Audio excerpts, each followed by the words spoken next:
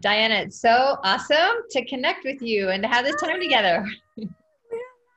Hi, Cynthia. How are you? I'm so great. And this is just wonderful. So thank you for being one of my guests on Learn to Listen series. And I'm just so excited for people to have the opportunity to get to know you. Yes.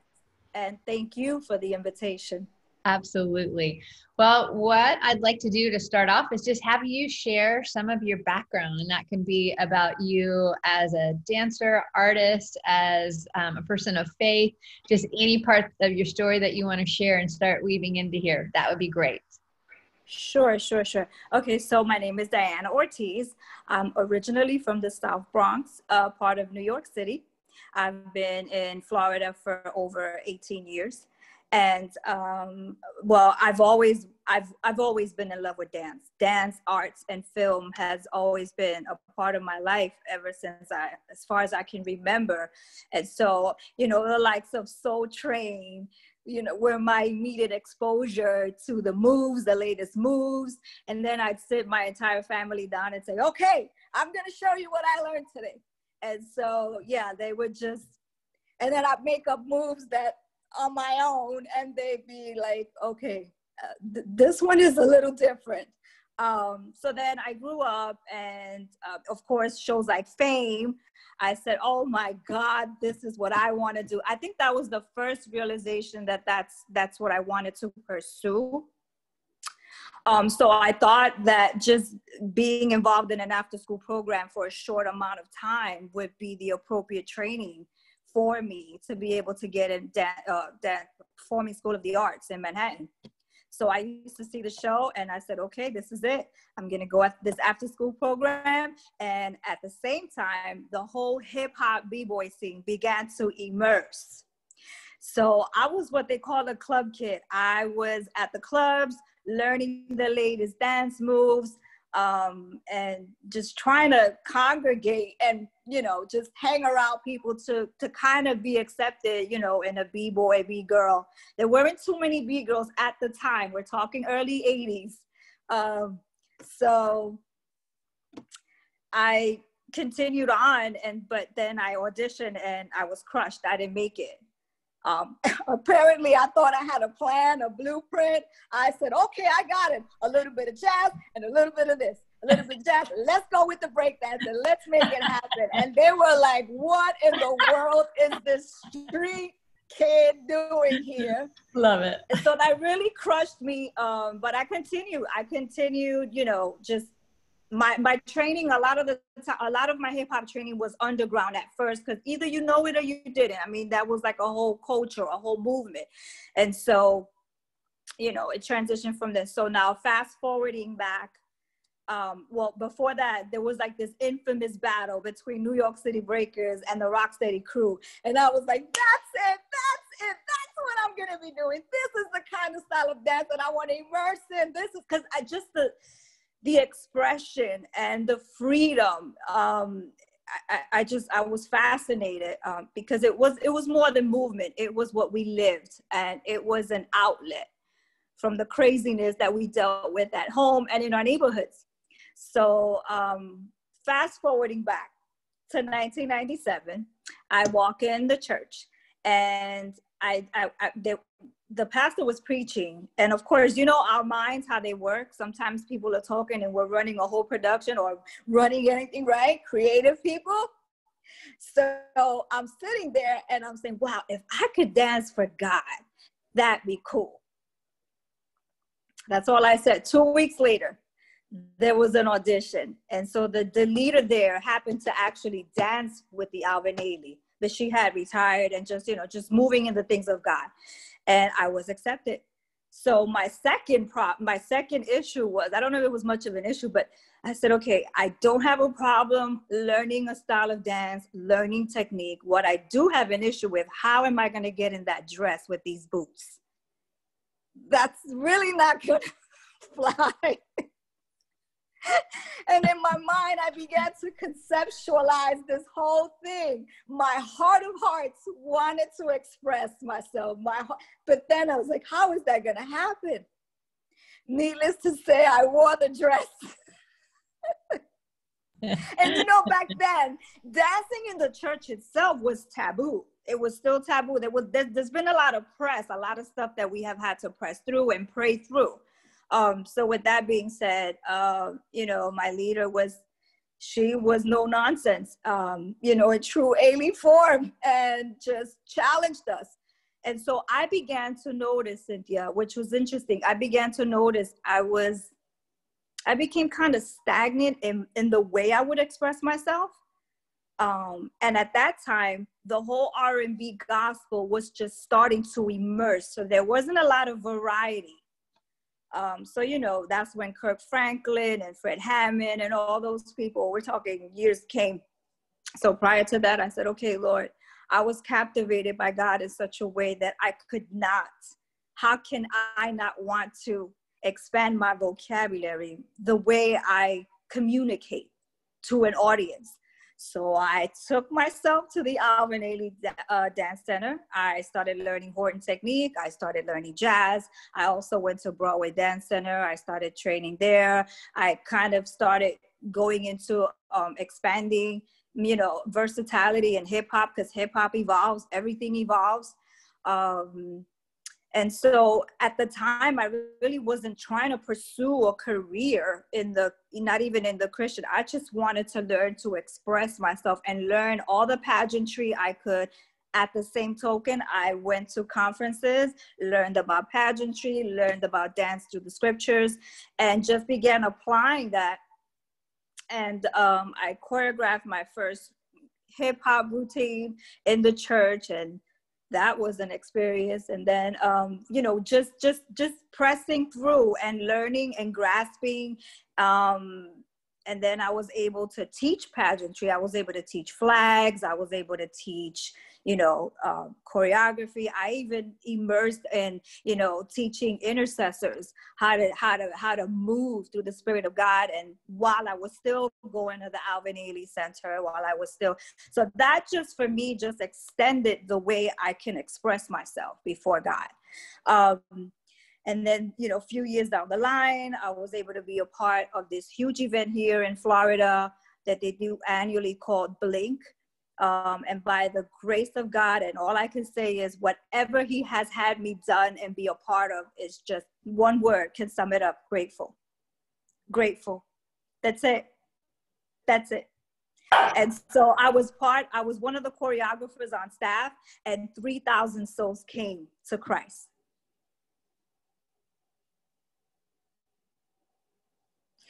And that is one of the most beautiful memories that I have with me until this day. So throughout the years, you know, I began to immerse more in leadership, but I kind of was seeing, I don't want to say if it was a void or a gap, but, you know, within the artistic spectrum, I personally, myself, Sandra and I, it's a friend of Sandra, we had met. She was a professional dancer, as prima as you can get. I mean, danced in steps in New York City, danced all over New York City. She was from a Methodist background. And she was just inquisitive in knowing God and knowing God through the scriptures. It wasn't even my style per se, but I saw the need and I saw the soul that God wanted to take deeper. I literally saw the artistry and I said, oh no, we're going to fellowship with her. She is part of us. We're going to bring her. And then she started, oh, there's something going on in my church. Do you guys want to minister and dance? And I'm like, Lord have mercy. I'm like, okay. I just went ahead, did it. And we began to, you know, share the scriptures with her. Now she's, you know, a teacher in the school district. She's, you know, getting her master's, I think, in arts advocacy. And she's from a Methodist background, but she loves the Lord. And she's excited in what God is doing. And so I can just imagine if we would have oppressed, if we would have negate or put our stipulations of what God wanted to do and what God had for her. Being under the same umbrella does not necessarily mean that we all have the same assignment. So I always say unity is not uniformity. It's not us looking the same, moving the same, and being the same. That's good. That's so good. And that's a good word, just uniformity. Yeah, and unity. That's really good. Well, I appreciate the part you just kind of segued right into this next aspect of, just learning to listen, because obviously you've had to listen to the voice of God to speak, to guide you in these different ways, because probably left on your own, you would want to go in one trajectory of what felt more comfortable or what was like your jam. But what was it that God was opening up to you and just hearing and listening? So I'd love for you to share about that aspect of your journey, just learning to cultivate that listening of God. Sure. Okay. I'm going to be completely transparent. Being still and learning to listen was mind-boggling. My personal struggle with anxiety was I couldn't even conceptualize the thought of just being still. Especially in my first years with the Lord, I was like, being still, oh Lord Jesus.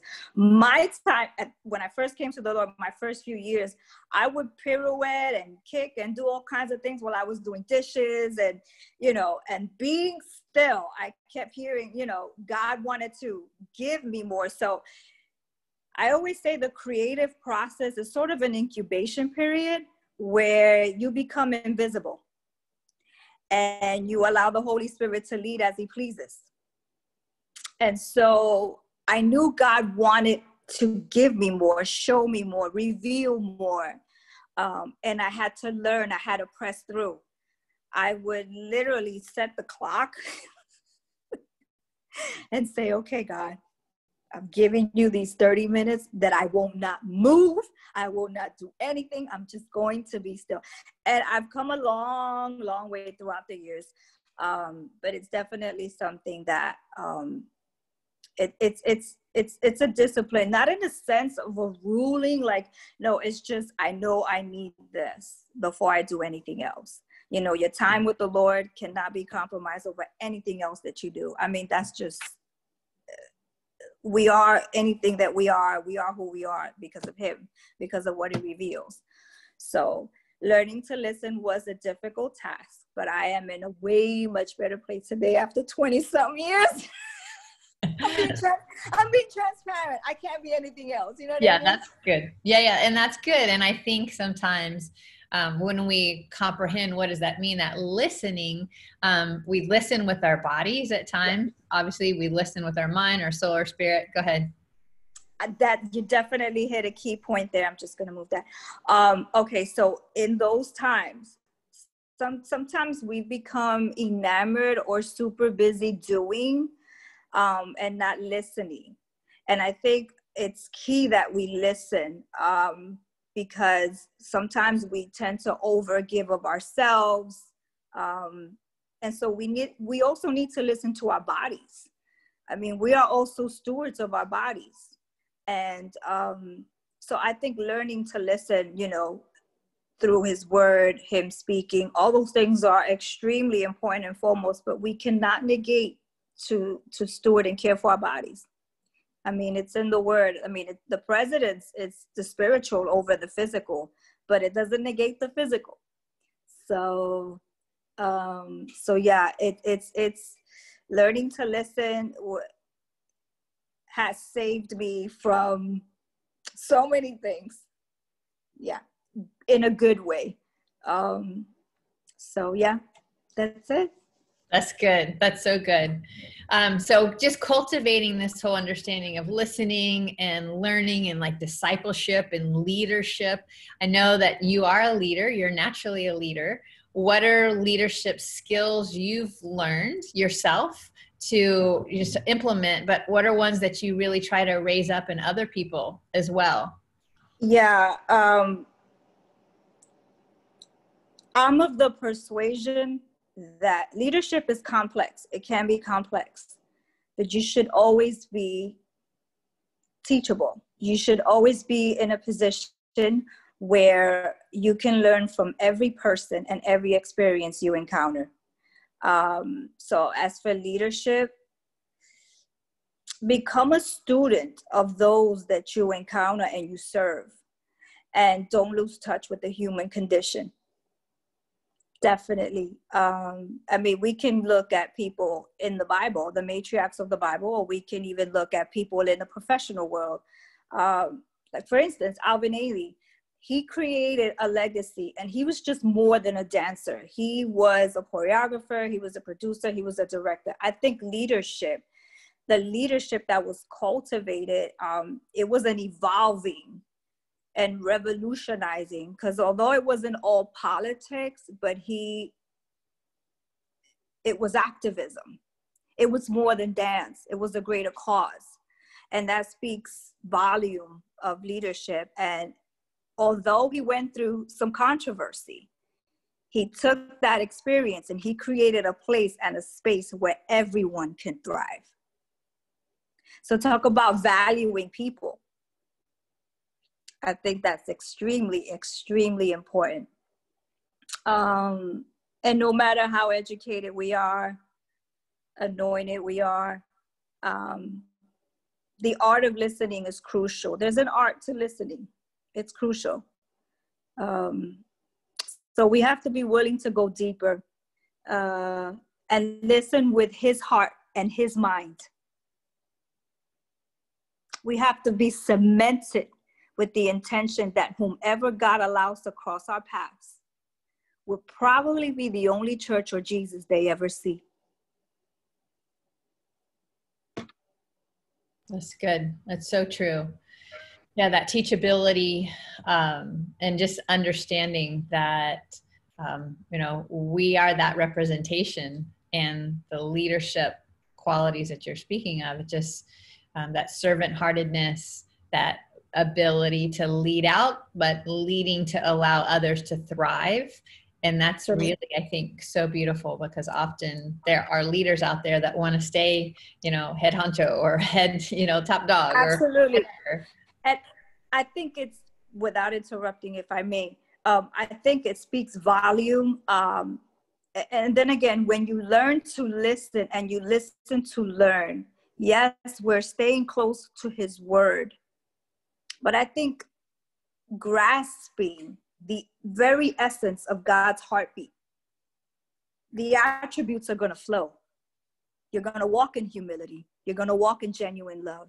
You're going to walk in integrity. Ministry, business, organization, whatever is it that we do as artists, we need to be integral and value people the way Christ did. And so I think all those things will flow if you get his heartbeat and his mind. And that's a thing to do as we quiet ourselves, as we listen, because Absolutely. If we don't know God, then you don't know what's he like, what are the characteristics. And so, yeah, it's really, I appreciate that reminder again, that get close to his heart. And I mean, God is for humanity. God is for himself to flourish and to be recognized and to be honored and glorified. And God is for us to be able to do that, to honor him, worship him, but for this life that he's given us. John 10:10, I quote that verse all the time. Yeah. He came to give life and to give it in abundance, and really to understand what that is. It's wonderful when we align in that way, understanding the heart of God. So you've had opportunity to be in a variety of genres and styles and environments, and just both traveling and being in Florida and up in New York and having this real fiery spirit and engaging with a lot of different people. I just love it. What have you? I love, and can I be honest? Yeah. I always have this vision of what God is doing now in the arts, and I don't want to get ahead of myself, but just like the seasoned artists and the new generation just immersing together in the true unity and love of the, and we're just bursting through the barricades. This is us. I'll give you the whole That's so good. That's so good. I just love what I mean, yeah. Right? passion. I love it. Yes. So where do you see God moving? How do you see God moving today in the arts or in Oh my God, where do we begin? I've been able to just take a peek at some of the artists that he's using today within the body. I've also had opportunities to talk to some people who God is launching to the marketplace. And it's just so, it's amazing on either end. Again, unity is not uniformity, right? And so it's just been so neat to see the evolving of, 15, 10, even 5 years ago. And this boldness and resilience and no nonsense generation that's being raised at this hour. They have inspired me. I've watched some of their stuff and I'm like, yes, go. So I'm excited. I'm just excited. And I can't wait to meet those that I'll be serving. So I'm just excited. There's such a, how can I say this? This is just the tip of the iceberg of what God is going to do through the arts. There's going to be it's already happening, but at a greater measure. And so it's going to be a beautiful last act. A masterpiece from the greatest artisan that ever lived. Love it. It's so true. And there's a lot happening right now. Just, I've talked to friend after friend after friend in this pandemic days and how they're being affected, the artists and what's going on and deepening and calling back, deep calls to deep, just going back to that place of, the heart of God and what does he really have for each one of us in this time and season and reassessing, reevaluating, revaluing all of these things. And in that, I just believe that what's going to keep coming and keep being birthed is going to be that which is exceedingly abundantly beyond what we could ever imagine. And it's happening, and it's, bubbling, it's birthing, it's brewing, it's continues to come. And it's powerful and unapologetic. It is with passion. That's the key word, unapologetic. And that word is I actually, when the book, I actually wrote a little bit about that, but I was talking to someone else and, she's called to the entertainment industry and she's called to be an actress. That's her mission field. And she was sharing, just some experiences that weren't so positive. And I mean, I was just encouraging her, you have to be obedient to his design for your life and in what he's calling you to do and be in this hour. We are supposed to take residence in every sphere of society. Why? We are the kingdom of God. The kingdom of God surpasses the four walls. So whether you're a minstrel or a worshiper or a Christian artist, or I want to say on the camouflage sense where you don't really want to air out, you've been called to a mission. And that's all being re-identified in some ways, but also reaffirmed in so many ways. And I think that that's the part, and people are becoming, again, with this time, like what really matters? What's my focus? What's my assignment? And why? And the things that used to matter that were distracting aren't necessarily as important as we thought they were. And it's just focused us, and I know that's the whole 2020 idea with this year and the focus. But really it has been that for so many people just because of the situations and circumstances that we've been in. It's exciting. Exciting days, horrible, hard, difficult, devastating, challenging for some. And at the same time, God hasn't changed, and he is continuing to be a force to be reckoned with and leading out in the forefront, and we are just to do our part. So what other things you want to share with us? What other, just to speak to leaders or just passions that are on your heart that we haven't talked about? What else? I just wanted to encourage, I know for a season, I was in prayer the other day and God was showing me, no child left behind. And I'm like, Lord, that's a slogan that we used to have as one of the legislative laws within the Osceola School District. What are you saying? And, I left no child behind so that you leave no child of mine behind. And I know it sounds so simplistic, but I began to ponder on it, and it just permeated me in such a way that we are all one. We are all one. We are all one. And it doesn't matter where the Lord has called you. We are one, and the methodology may be different, but the message doesn't change. So as far as technique, production wise, that should continue to evolve. We should always be in a position to grow, right? But the method, the message cannot change. The message cannot change.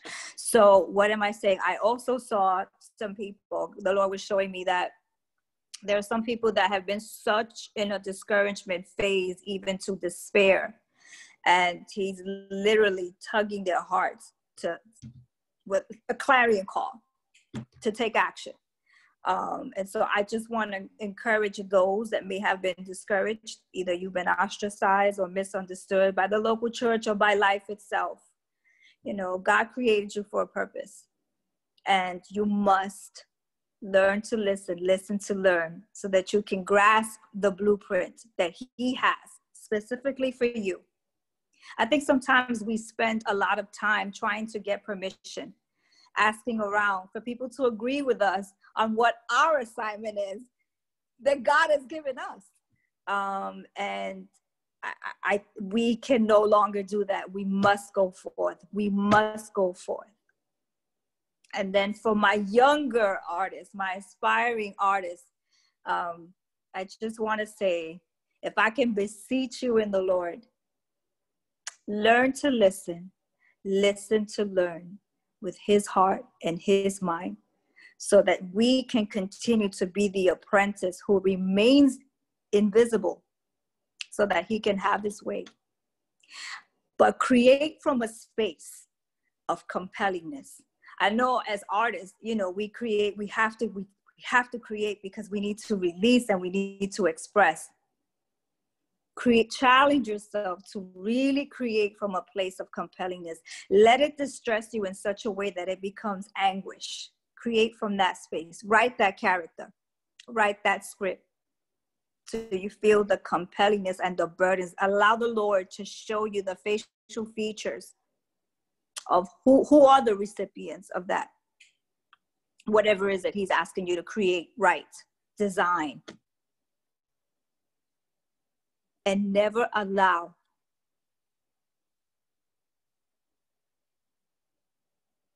I'll rephrase this. Never lose touch with the human condition. Let your heart break for what breaks his.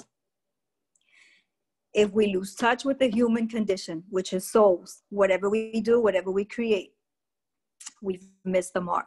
And I'll beseech you to take a time out and allow him to refresh you, encourage you, and so that you can go back and get back on the grind, as they say. Let your heart break for the ostracized, for the marginalized, for the lost. Every person has potential.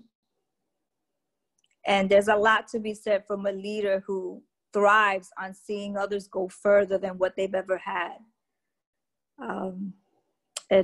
So never let, I would have to say it's more than passion. There's just it's a distress and an agony that literally does not let you sleep sometimes. So whether God has you going through intercession or whatever, let that incubation period birth out the greatest masterpiece that you can ever do, so that his name is great. Good. It's a burden to bear. Yes, huge. Yeah, it's a burden to bear, and not in a negative way that you just decide I'm going to take it on. You really allow the Lord to just put it on you that it's going to be the thing that has to come from you. And he'll give the wisdom and discernment and the creativity and and all the things needed to birth that. And yet you live with it, you wrestle with it, you stir with it. I mean, it's just, and there's sometimes obviously that things just flow, and it's amazing that can happen.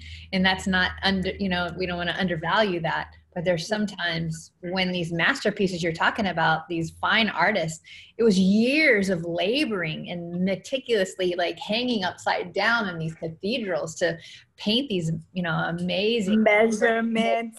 Everything was so intricate. You just reminded me. I was like, I was reading about that not too long ago. Yeah, it's like the measurements, everything was so precise. It's not just happenstance, It really is. It's the intentionality and the intentionality of God. We know about that. We know that God is so intentional. Well, how can people find you? Is there, Facebook, and I'll put it in the information as I post, but just how can they find you? What do you have to offer them? Just share that now, please. Sure. Okay, so they can find me Facebook, Diana Ortiz, Instagram, Diana Ortiz. And then also I have a book. It's called Kingdom Arts Awakening. It's a referential guide that kind of walks them through how to use their creativity to serve God. But it also has there's biblical principles that not only guides them, but just kind of give them little nuggets of the experiences, either things I have experienced or have witnessed within the body. And so it's more than a guide, I would say that. It's a very easy to read book. It will encourage you, it will challenge you. But most of all, it concentrates on not only how can you serve God, but how to grasp his heart. That's so good. And that's evident. That's a part of your heartbeat. It's just grasping at the heart of God and just nuzzling up and just having that heartbeat just, close. Souls are precious to God. Yes. Souls are the heartbeat of God. I mean, from all walks of life. Yeah, absolutely. I agree. Well, this has been so wonderful. Thank you, my friend, for sharing your heart and just your passion and your experience and your nudgings, and more than nudgings, your, beseeching and just really admonishing. So thank you so much, Diana. Thank you for having me. This has been so good for my soul. Praise God. Praise God. Praise God. All right. Bless you, my sister. I'm so glad we connected. Yes, me too. Thank you. Thank you. It won't be the last. No, girl. No, it won't. No. Love you. Love you too. Bye.